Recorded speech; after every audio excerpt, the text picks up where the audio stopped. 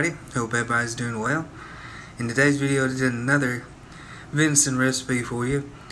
It's a shoulder roast. I did it in a crock pot so I could slow cook it for a while to get it really good and tender. I'll do a list of ingredients down below so you can see what all I put in it measurement wise and everything else.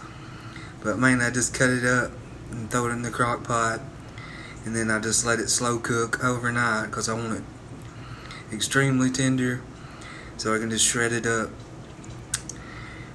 Butter, of course, got to go in there because deer don't have the fat content, so the butter helps to keep moisture in it. And also I did bacon as well to add flavor and moisture too. That's about halfway through the cook, and then halfway through I'll rotate it. And see, that's what I was going for.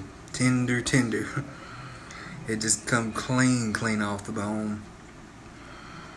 And once I do that, I just put it back in my broth and let it sit. And for the side, I just decided to do some rice. Just follow the directions on whatever rice that you have or one that you want to use. Cook it and then fluff it up with a fork at the end.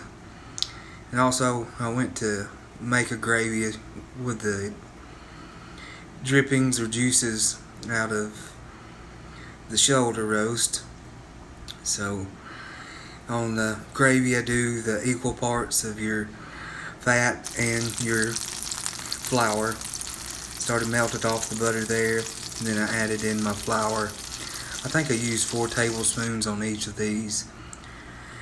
Started cooking off my flour so I can get at that raw flour taste, because if you've ever had that, that is not very pleasing. Continue to cook it there to get the color that I want to, and then I just added in my broth, started stirring, cooking it a little bit longer until I got it the consistency that I wanted.